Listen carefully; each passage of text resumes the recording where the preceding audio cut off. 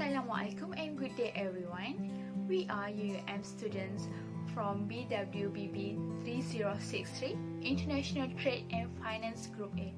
We are the Group 6 where it consists of 5 members, which is Nur Natasha, Siti Nur Atira, Mas Hafiza, Nur Afrika and Nur Isian. So today we will present our finding on the topic 7 about the Incoterms. Hope you enjoy our presentations. I am Nur Natasha and my metric number is 265735 as a first presenter. So let's start. Hello, as a first presenter, I will explain what is the history and definitions of Incoterms. International commercial terms are a set of predefined commercial terms published by the International Chamber of Commerce, which is the ICC, relevant to international commercial law. Incoterms serve to inform sales contract by outlining the various obligations, expenses, and risks associated with the delivery of goods from the seller to the buyer, but they do not constitute the contract by themselves. Incoterms norms are approved by governments, legal authorities, and practitioners worldwide for the interpretations of the most regularly used terms in international trade. The ICC first proposed Incoterms in 1923, and they created the Incoterms in 1936 and updates them on a regular basis to reflect evolving trade practices. The Incoterms rules were amended in 1953, 67, 76, 80, 1990, 2000, and 2010, and the latest version of the 9% is 2020. Certain terms within Incoterms have special meanings, and some of the important ones are defined as below. First is delivery. Delivery is the point in the transactions at which the seller transfers the risk of loss or damage to the product to the buyer.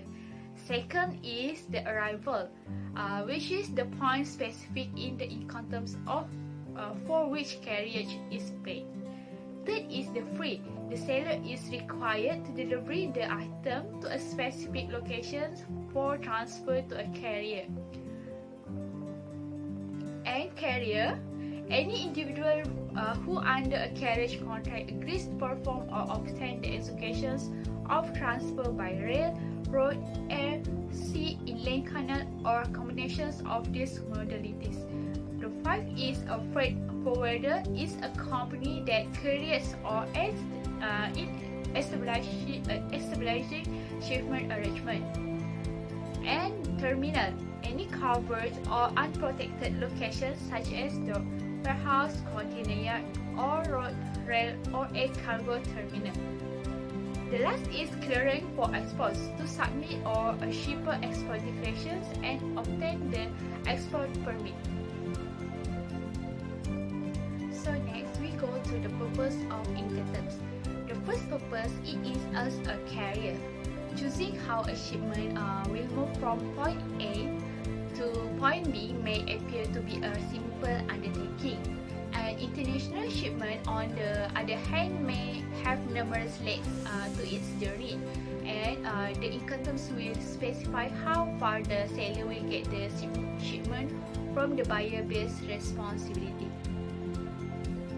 Okay, second is create uniform set of regulations. The goal of Incoterms is to develop an internationally uniform collections of rules controlling the interpretation of the most regularly used contractual terms in international trade agreements.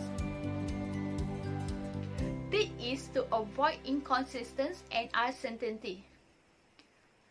The inconsistencies and uncertainty can caused by differing interpretations of similar terminology in different nations, so this might be avoided or minimized if there is an Incoterms. Frequently, parties to a contract are unaware of the different trading parties in their respective countries. This can give rise to misunderstandings disputes and litigations with all the waste of time and money that this entails. This is because why the Incoterms purpose itself is to reduce the risk of legal complications and misunderstandings. Nowadays, there are a number of Incoterms that has been published. However, we will concentrate on the 11 Incoterms.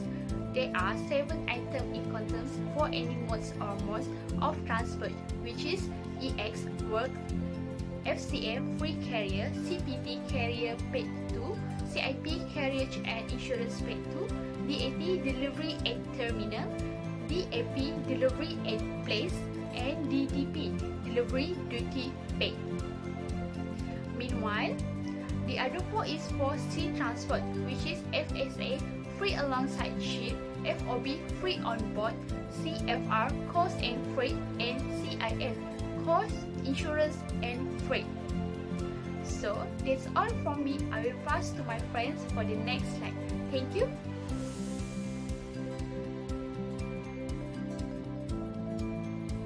Now, I proceed with application of Incoterm. My name is Siti Nur Atira binti Muhammad Faizam and my matric number 264826. Okay, first Incoterm is X work or called as EXW. Definition for this Incoterm is an international trade that describes when a seller prepare a product at the specific location and the buyer of the product must bear the cost of transportation. And then obligation for seller and buyer in this Incoterm is first, seller must provide the goods to the buyer at the place either on their warehouse or elsewhere mentioned in the contract. And then they are also responsible for the goods in their warehouse only. The obligation for the buyer is buyer has fully responsible for the arranging or relevant documentation. Risk for buyer is transfer of risk from the seller to the buyer when the goods are in the hand of the buyer, and carriage will be arranged by the buyer. Now, we look at the flow of goods for EXW. As we can see that EXW here between exporter and warehouse. That means the seller only responsible for the goods at their warehouse. And then, after warehouse, all of this is responsibility of the buyer. Means that buyer will bear all costs and the rate of the goods. Then, second Incoterm is free carrier or FSA. Definition for this Incoterm is a trade term that states that the seller of the good is responsible for the delivery of goods to a destination specified by the buyer, such as airport, delivery, terminal, warehouse, or other location where the airline or ship operate. Obligation for the seller and buyer for this Incoterm is seller must send the goods to the shipping company designated by the buyer as in the contract. Regular export, clearance and carriage will be arranged by the buyer or the seller. Okay, obligation for the buyer is fully responsible for arranging all relevant documentation for ensuring the goods in the transit, and then for all transportation costs from first point until final destination. And risk for the buyer is will bear the risk when a good have been delivered to the carrier at the place mentioned, including duties and cost transportation. And cost is the buyer bear the cost when the goods have been delivered to carrier at the place mentioned. Then look at the flow of goods for FCA. We can see that FCA here between custom and dockyard. That means the seller only responsible to the delivery goods to the carrier at their country only, and then after custom, all of this is responsibility of buyer, means that buyer will bear all costs, transportation and others. Next, third Incoterm is free alongside or FAS. Definition for this Incoterm is in an international trade contract which indicate that the seller must arrange for the goods purchased by the buyer to be delivered to a particular ship at a particular port in order to be ready to be transferred to a waiting ship. Obligation for the seller and buyer is seller must responsible for shipping goods by ship at port in their own country. Then responsible for arranging export clearance. Obligation for the buyer is responsible for all transportation costs from loading goods until final destination. For the risk, bear the risk when the goods have been placed alongside the ship. Carriage will be arranged by the buyer. And lastly, cost buyer will bear when the goods has been placed at the port of ship. Flow of goods for FAS. The position of FAS is at port of destination in seller country. The seller is responsible for the goods until the goods reach the port of the ship in their country. And then for the buyer is responsible for the goods and all costs before the goods loading into the ship. Fourth Incoterm is free on board or FOB. Definition for this Incoterm is to indicate whether the seller or buyer is responsible for the goods damaged or destroyed during the shipment. FOB is only valid for sea transportation. Obligation for the seller is responsible for the delivering goods to the port, their own country, and loading the goods into the ship, and then responsible for arranging export clearance. Obligation for the buyer is responsible for all transportation costs from loading goods until final destination. The risk is bear the goods when the ship has moved from the port, and then buyer also bear all risk of loss and damage of the goods. The carriage will be arranged by the buyer. And lastly, cost bear the goods when the ship has moved from the port. Next, flow of goods for FOB.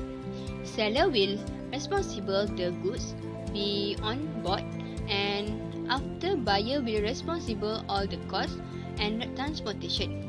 The difference between FAS and FOB is FAS is when the goods are placed in the port of ship, and then for the FOB, risk transfer occur when the goods are confirmed to be on board.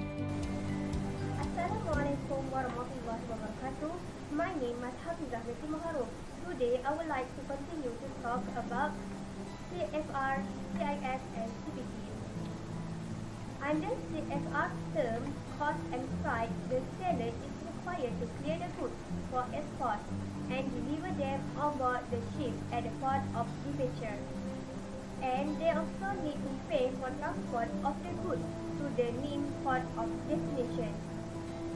What is the risk in CFR? The risk passed from seller to buyer when the seller delivers the goods on board the ship. So the buyer is responsible for paying all additional transport costs from the port of destination, including import clearance and duty. Only CFR used for ocean and inland waterway transport. The freight is containers and to be delivered to a terminal only. They can use CPT instead. So the risk and cost transfer from seller to buyer are at a different point. So that we can say that seller obligation is export certificate MRC, export license and costume formality, and deliver at the port of destination and proof of delivery. For For the buyer obligation, the payment for goods as specified in sales contract. This starting with onboard delivery and is charged on onward carriage, import formality and duty, and the cost of free shipment inspection for import clearance.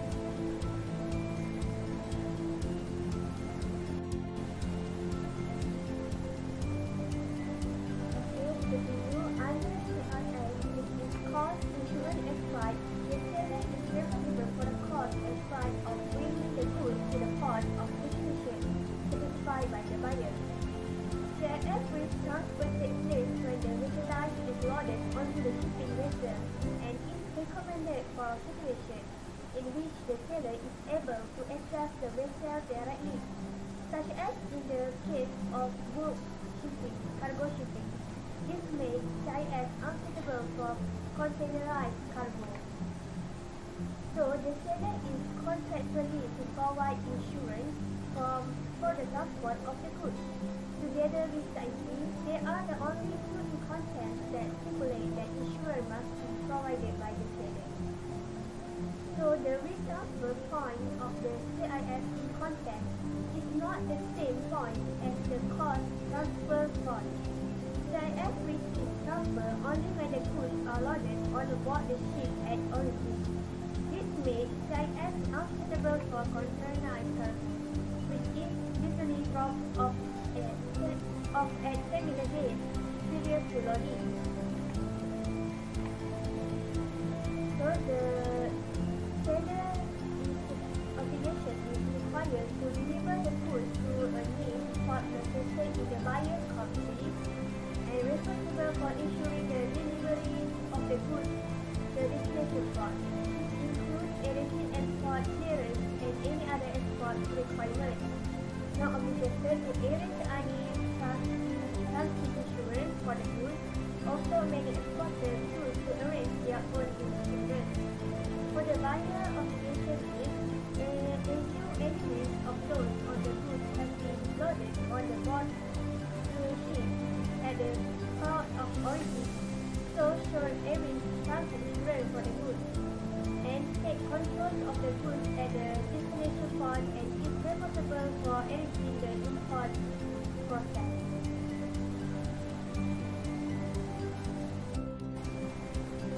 So CFR and CIF are similar in concept because they cover sea and inland waterway transport. If the seller agrees to cover cost of insurance during international sea freight, they can sell on the CIF in concept. Here exactly like CFI, exactly the seller must in addition procure and pay for the insurance. Carriage spaces can be used for any transport mode or where there is more than one transport mode. The seller is responsible for arranging carriage to the mode space and also for insuring goods. As the CPT, delivery of the goods takes place and risk transfer from the seller to the buyer at the point where the goods are taken in charge by a carrier. So the seller obligation is required to deliver the goods to the earning port located in the buyer own country and responsible for ensuring delivery of the goods to the destination port. This includes arranging export clearance and any other export requirements. For the buyer, does not assume any risk of loss until such time as the goods are unloaded at the destination port. But importers must choose to arrange their own insurance of the goods, which is expensive. Then they need to take control of the goods at the destination port and is responsible for managing the import process. So that can conclude that the CPT can relate to any mode of transport. The seller will agree to pay for the destination terminal port handling charge. If seller agrees to cover the cost of insurance during transport, they can sell a good. The moment that the risk of loss or damage is transferred from seller to buyer is when the goods are loaded onto the first carrier vessel, despite the seller paying the carriage charge. Hi Hi, my name is Nurafika Binti Sota. My matric number 264515. I want to talk about the CIP, carriage and insurance paid-off. CIP is the situation when the seller bear all the expenses of delivery of goods and cargo insurance for the purpose of delivery to the desired destination. All we correct discharge such as CIP Italy. While for the buyer, all costs of import duty clearance, payment of custom duties and tax, and other costs and risks also are borne by the buyer. Now let's see who carries the good. Seller will arrange the carriage and insurance. Who bear the risk? When the goods has been delivered to the carrier, the risk of the good will shift from seller to the buyer. CIP term can be used for any transport mode. Now let's look about the obligation of seller and buyer. For the seller should deliver the goods to the port of the buyer country and make sure that the goods successfully reach to the right destination. Second, provide insurance as well as complete document on the goods that been shipped. Seller also bear all transit costs in the journey of goods to the port and arrange the export of the clearance. While for the buyer should accept any risk of loss or damage of the goods shipped. Second, buyer also can arrange their own insurance even if it has been arranged by the seller. Then, buyer should take and manage the import process of goods purchased at the port. Now, I want to show you the diagram of CIP. As we can see here, at the port of destination, CIP is the last term that we use at the port of destination and is it after CPT. DAP, delivered at place. Under DAP, the seller is responsible for delivering the goods and the goods are ready to be unloaded by the buyer at the named destination. Who can use DAP? DAP can be used for any transport mode. For the obligation of seller and buyer, seller should ship the goods to the buyer country's port. Second, manage export clearance and other as well as ensure goods are delivered to designated destination. Third, arrange insurance to prepare for any risk of loss or damage while the goods are in transit. While for the buyer should take part in managing goods that have arrived at the port. Second, manage unloading goods to the final destination using transportation as well as managing the import process. Now, we want to see the diagram of DAP. As we can see here, DAP is located between the custom and warehouse. Is it in line with the meaning of term of DAP? That is the process unloading the goods from the custom to the warehouse. Now, let's move to the term of DAT, delivered at terminal. DAT is the situation when after the export process of the good is cleared and the responsibility for the goods until it reach the named port is taken by the seller. Then, the goods should be unloaded to the terminal. Who can use DAT? The term of DAT can be used for any transport mode. Now, let's see the obligation of seller and buyer. For the seller, they should send and unload the goods to the named warehouse or we call it terminal in the buyer's country. Second, arrange insurance while the goods are in transit.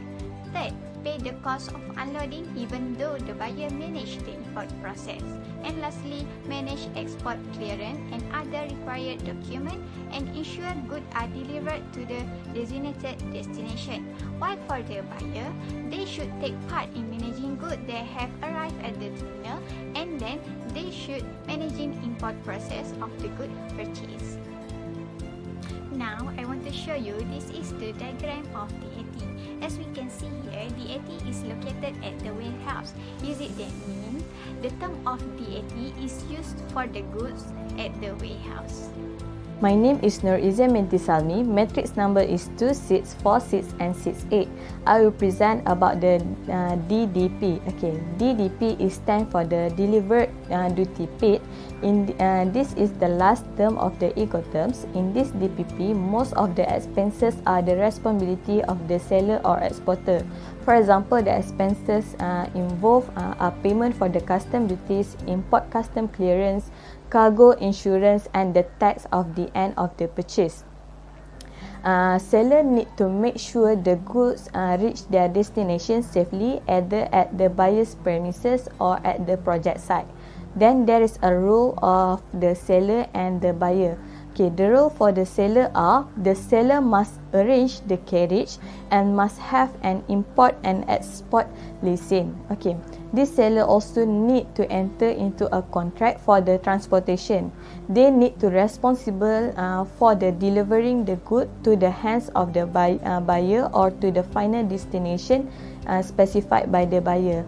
Then seller also need to provide the document on the normal or equivalent transportation to the buyer. They must responsible for the good if there is a damage or loss during the journey. Therefore, seller are advised to take the insurance even if it is not the mandatory. Then the role for the buyer are the buyer acts as a recipient of the good delivered at the final destination. Okay, buyer is a party who receive the regular transportation document. Then the import process is not the responsibility of the buyer but the cooperation of the buyer to submit the certain document to the seller is required in order to comply with the rule in import activities. Then for the risk, the risk will be transferred from the seller to the buyer after the good have been delivered to the buyer. For the cost, when the good reach the hand of the buyer, then the cost will be passed from the seller to the buyer. Okay, now we can see this is the example of the flow of goods in the delivered duty paid (DPP). Alright, benefit. The benefit of the Incoterms are at every stage of the shipping process, we can find out who is responsible for our goods. Then, Incoterms are used worldwide. Therefore, it is a widely used for the trade. The last one is the cost of the preparation for the document is lower because Incoterms use the EDI, which is all the documents sent through the electronic. But the use of this EDI is based on the agreement between the parties involved, which is the seller and the buyer, to reduce the cost in the preparation the hard copy document. Potential problem that can occur. Okay, there is a situation that cannot be covered by Incoterms because it is an international standard, and there are situations where we cannot control something from happen. Okay, before using this Incoterms, the consumer, which is the importer and the exporter, must ensure that the partner country recognize the Incoterms. This is because there are locations that do not know the terms used of these Incoterms, but Incoterms still can be used even if they are not covered in the particular location or situation. Then, the problem in the division of responsibility also will occur because there is a confusion between the parties involved. The solution to the problem is difficult to determine, so that the problem will be solved in the court. Then parties involved also should take their additional insurance so that both can make their own profit. Okay, there are costs that will be not covered by the Incoterms as example of the additional cost. Okay, these additional costs depend on the term used by the party. For example, is the insurance cost. Okay, this will be taken when the parties involved want to make sure the goods are delivered from the factory to the supplier, or when the goods from the port to the importer's warehouse are safe. Then, both contracting parties need to concern about the additional cost, for example, in a pricing and also in the case of the exporter and importers. Last but not least, the potential problem is there may be parties who do not understand the required document. For example, parties involved do not know about the document required for the payment, such as the exporter want immediate payment for the letter of credit. Then he need to submit the bill of lading, but the document presented was the airway bills. Alright, for the assessment, an assessment has been made in these Incoterms where the contract agreement in the supply of the consignments become easier with the presence of these Incoterms, where the parties involved know who should be responsible for the goods at each stage of the delivery or the shipping process. Then it is not necessarily the party responsible for the goods to take out the insurance. It will be based on their will or desire of the party. Then insurance needs to be arranged by the parties involved themselves in the process of the shipping the goods. For the conclusion, from the presentation that have been made based on the learning syllabus, which is about the Incoterms 2010, we can conclude that Incoterms is a method of delivery used by the seller and the buyer after they agreed in the sale purchase contract at the international level. From its history, we can see that these Incoterms have been created for the centuries, starting in the 1936. Alright, the purpose of these Incoterms was created is to put a uniform set of the regulation at the international level, avoid the occurrence of the inconsistencies and uncertainty and others. In this Incoterm 2010, there are 11 Incoterms involved, namely ex-work, free carrier and many more as presented a moment ago. There are also advantages in the use of these Incoterms, such as the determination of the responsibility at each stage of the process is easy to determine and others, but there are also problems that have the potential to occur. However, there is definitely a solution. Therefore, the use of these Incoterms is very helpful in international trade, especially now because we already have the Incoterms 2020 where many improvements have been made. That's all from me and my friend. Thank you. So that's all from us. Have a nice day. Thank you for watching and don't forget to give a thumbs up.